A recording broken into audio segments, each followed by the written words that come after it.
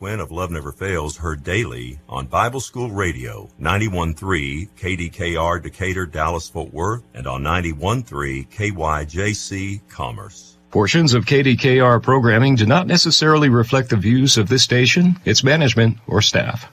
Prudent Money with Bob Brooks is sponsored by the Prudent Money Foundation on 91.3. Well, could Apple be getting into the banking business? Today we're going to take a look. Stay tuned for Prudent Money.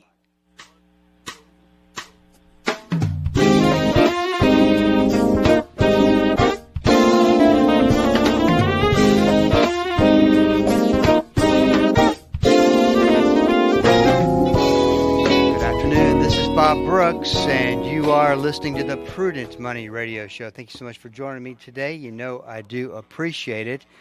I do have a line open if you'd like to call in and join the program. The number to call is 1-877-913-5357. 1-877-913-5357. You can also go to the website at www.prudentmoney.com. There's a lot to look at the website. I should call it the new prudentmoney.com because we've completely been on a process of revamping it, changing things out. You know, every once in a while you need to do an upgrade on your website. We've just kind of been doing it over time, but it's all complete, and go check it out. There's a lot of information, a lot of resources at the website. The first thing that I want you to do, though, is make sure that you sign up and join the Prudent Money community, where we strive to learn and think differently to get a better perspective on money. It's all about being a better steward of what God has given us. Sign up for the subscriber list. There's obviously no cost to it. That'll allow you to join the Prudent Money community, and what that will give you is instant access to anything that we put out. And we're going to be providing a lot of resources. I think that what's so very important today, and I was having a discussion at dinner with someone, I guess it was Friday night, just talking about how critical it is to be informed. And unfortunately, to be informed means you have to go down the learning curve, or get up the learning curve, to get an understanding of, what information means. And that's one of the things I'm very committed to doing at Prudent Money, and to help you with that and make sure that we roll out the resources. And listen, I know that there's a good number of you that are listening to this program as a podcast, and because we do put the recording of the today's show out on social media, really any podcasting platform that you like, we're probably on it, and so we're definitely, we post that every day after the program's over. So you can also watch it on your own time. And once again, my goal is to keep you posted and keep you up to date on what you need to know. So let's talk a little bit about Apple, because Apple seems to always be on the cutting edge of business development. I mean, that's just what they do. And I think last week they announced somewhat of a game changer. Amazon.com is the same way. They come out with new and inventive ways to grab market share in areas that they've never been in before. You got Apple getting into the banking business. And what's interesting is they've had a credit card. Actually, I didn't know that. But now this credit card is linked to a high-yield savings account. Now, this is problematic for banks.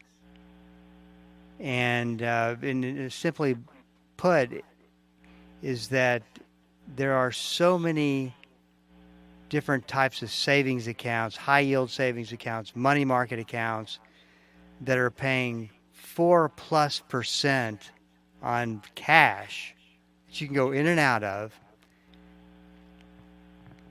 versus the 0.25% or 0.01% that you get at a bank. Banks are not able to handle savings accounts and pay that kind of interest out the way that individual companies and brokerage companies and now Apple. So, you take that ability to move money, and this is what's been happening to the big banks. We talked about the big banks and the fact that they have plenty of money, they're in good health, they're in good shape. They're not like the small and mid-sized banks that are really struggling now. I'll tell you this statistic I've told you before. Silicon Valley Bank, the one of two banks that went under almost about a month ago, was insolvent, taken over by the government.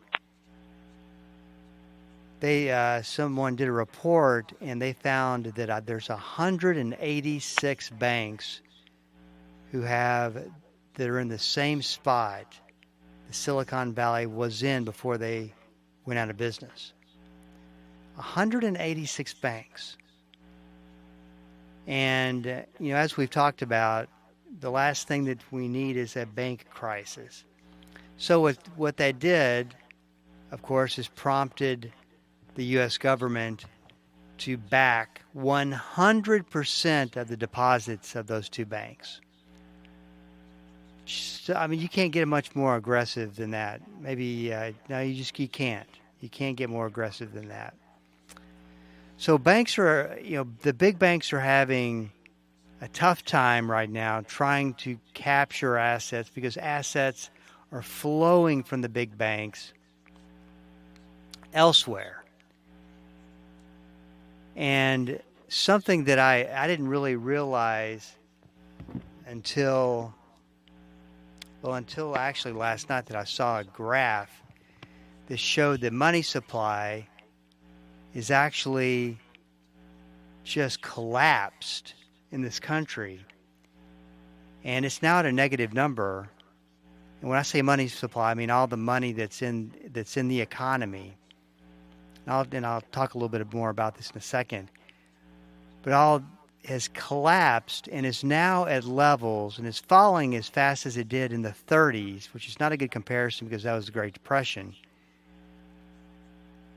But I believe I read, and this research, I didn't get to do further research and get a second confirmation of this, but according to this one site, it's a very reputable site, the gentleman was talking about we're at the same level as we were at during the Great Depression as far as assets, as far as the economy and the money supply goes.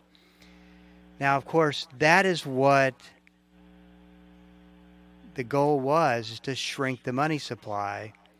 But I got a feeling that it's shrinking a little bit quicker than the Fed would like.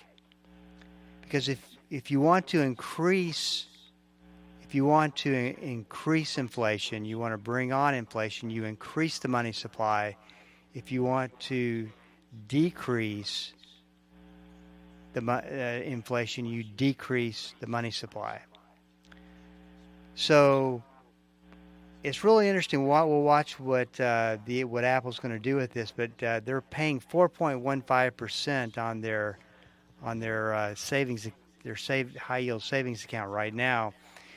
And let's face it, they're a much, much better marketer than banks are. So we'll see, how much has come out of banks and gone to a company like Apple. 1-877-913-5357. Today on the website, I posted a short piece on the McDonald's factor. As you may or may not know, right now we have earnings season, where companies come out and they announce how they're doing And it's kind of like the report card, and they give the report card. We made 2 A's and 2 B's. And then if Wall Street's got somewhat of an expectation as what the company should do, and it's at that point that it's good news or it's bad news. Well, McDonald's came in with some good news. Everything's good at the restaurant. The foot traffic is good. There's plenty of people to come in. They made a profit. And I like to call it the McDonald's factor, because this is the last place that that you can go to for cheap food. If someone is struggling to make ends meet, they've got a family, and trying to watch what they spend, watch their bills, McDonald's is probably a good choice because of the prices on the menus. Now, they've gone up just like everything else has. But at some point, the McDonald's factor will be an issue, and you'll have people backing off from McDonald's, and they won't go to McDonald's as much, and you'll start to see McDonald's struggle. And McDonald's typically does well in this environment. They typically do pretty good. And it makes me wonder if the recession that we're more than likely heading towards, if we're not already in one, is going to be such that even McDonald's can't make a profit. So we'll see. I think that the one thing that's for sure is that a lot of the problems that are beneath the surface will come up given a recession. And that's when we say recession, that simply means the economy is not growing, it's declining, which brings on a lot of other problems. We'll get back to that in just a second. 1-877-913-5357. This is Bob Brooks. Stick around. I'll be right back.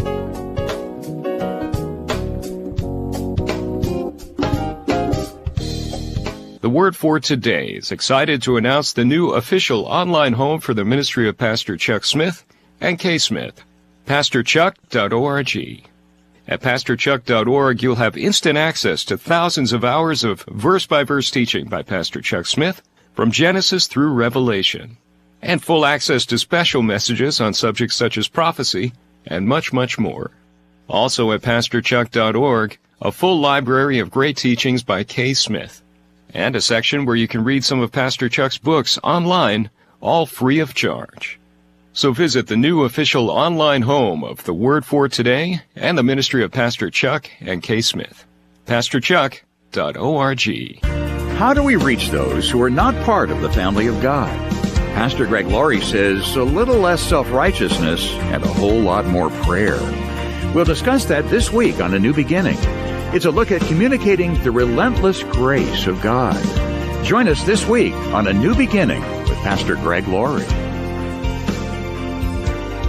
A New Beginning, weekday mornings at 7:30 here on KDKR.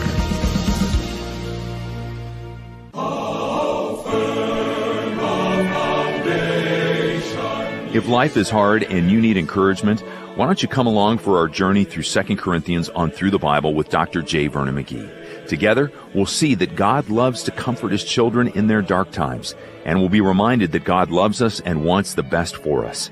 I'll save a seat on the Bible bus just for you. Listen daily, 6:30 p.m. on Bible School Radio 91.3. Welcome back. This is Bob Brooks, and you are listening to the Prudent Money Radio Show. 1-877-913-5357. I do have a line open. Would love to hear from you. This afternoon is actually a very big day for earnings season. We had a lot of the technology companies just come out. I was checking this during the break there. Well, one of the things that was interesting is Chipotle is something. Of course, you've heard of Chipotle, a restaurant chain, but it's also one that has had an interesting combination of factors that makes them successful. The quality of their food, quality of the chicken and the beef and that kind of thing, and the fact that they're really not that expensive. And I've noticed I watch for this and look at prices all the time because it just fascinates me, especially in the restaurant business, because I believe that the restaurant business, not everyone, but I think a lot of restaurants are taking advantage of the prices and raising it a lot higher than they need to be. And that's a whole other subject, but we won't go there. But Chipotle had a very strong earnings report this afternoon.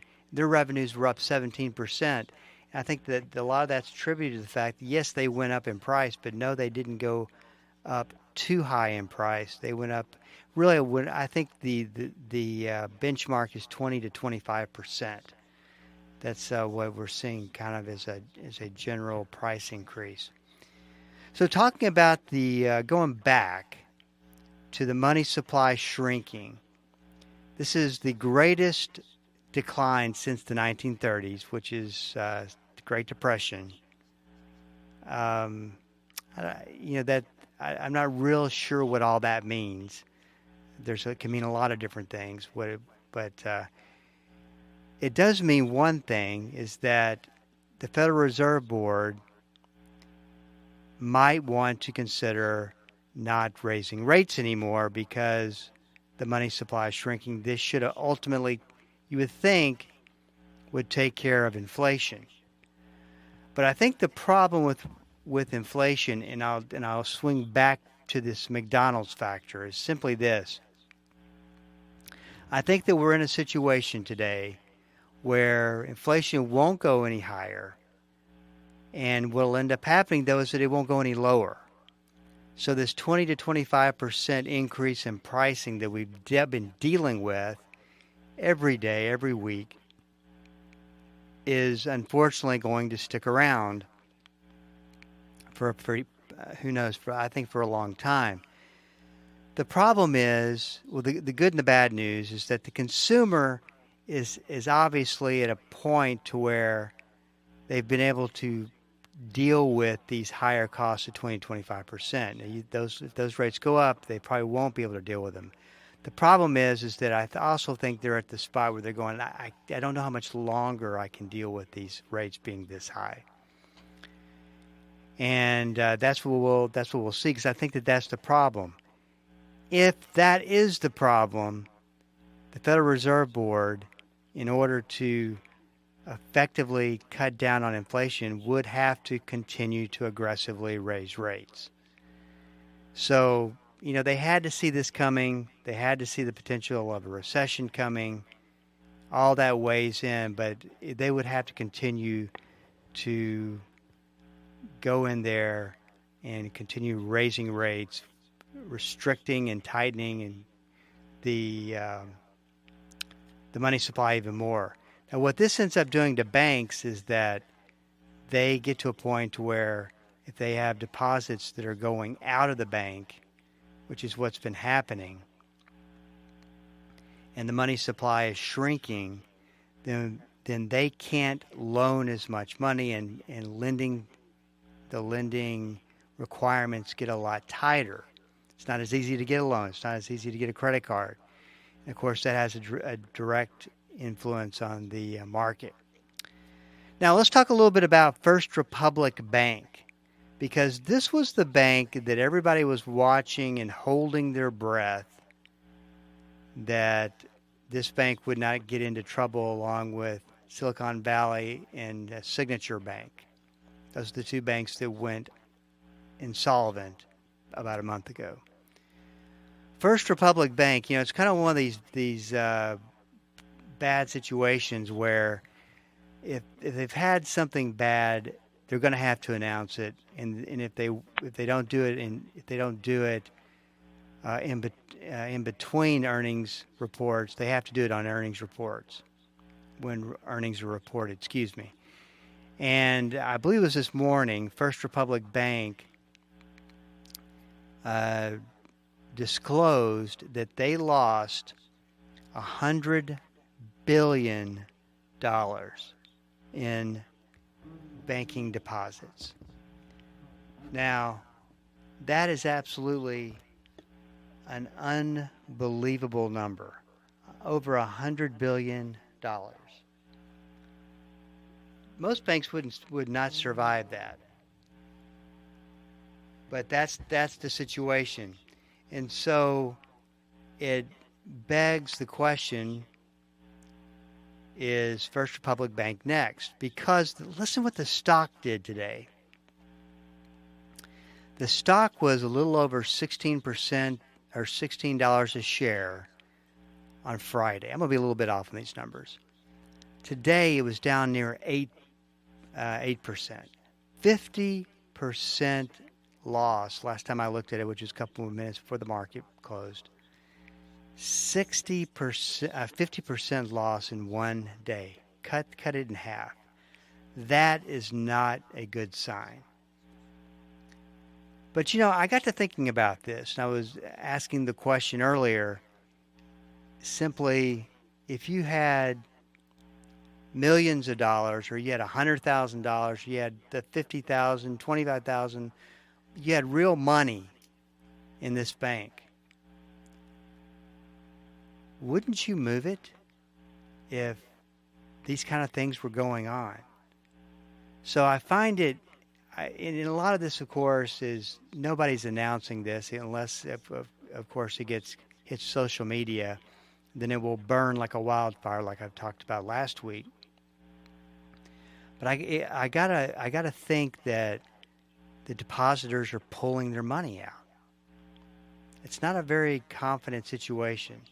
So this is what the Fed has to deal with. This is the environment, and you never know when the next bank is going to rear its ugly, or bank insolvency is going to rear its ugly head, assuming that there is more banks out there with problems, which I do believe that is the case. So if you'll recall, and I think that this example really does exemplify what's going on right now. The Fed opened up an emergency lending resource. And for banks that needed quick cash, they could go to the window of the Fed, and the Fed would loan them this money at very low rates. In the last 3 weeks, banks have borrowed over $500 billion. $500 billion of money have gone to banks. Banks borrowing money because they are afraid they need it. Now, it may be one of those situations where they're kind of batting down the hatches, or they're trying to make sure that just in case things go a little haywire, we got extra money. But if it's in that particular reason to go get money is not a good one either. So the fact that the Fed is lending out that kind of money is not a good sign for the banking industry. So we'll see what ends up happening, what the Fed's response to it. But keep your eye on First Republic Bank. If you are watching the markets somewhat throughout the day, their ticker is FRC. And you'll see that today lost 50% of their value. One of the things you got to be careful about is banks, the big banks, and they're losing hundreds of billions of dollars collectively to the Fidelities, the Vanguards of the world, the high yield savings accounts that are paying the 4+% in interest. You can get higher interest rates at banks, but what they're doing is they're advertising, and it's kind of it's a little bit of I don't want to call it misleading, but you look at it and go, hey, that's not a bad deal. but it may not be getting what you think it's getting. So, for instance, they may be giving out, let's say, let's say that a 5% CD, a 5% 6-month CD. So it's really a 6-month CD, but they give the 5% as if you're going to stay there for a year. But if you just go from 1 month to 6 months in the CD, you're going to get paid 2.5%. Well, you can get paid a lot more money in other savings accounts. So pretty interesting in how the big banks are responding to it. We'll keep you posted. Hey, this is Bob Brooks. You got a question for me, please go to the website at prudentmoney.com and send it in, because we are all out of time. Till we do meet again next time. Keep the faith and have a great rest of the day.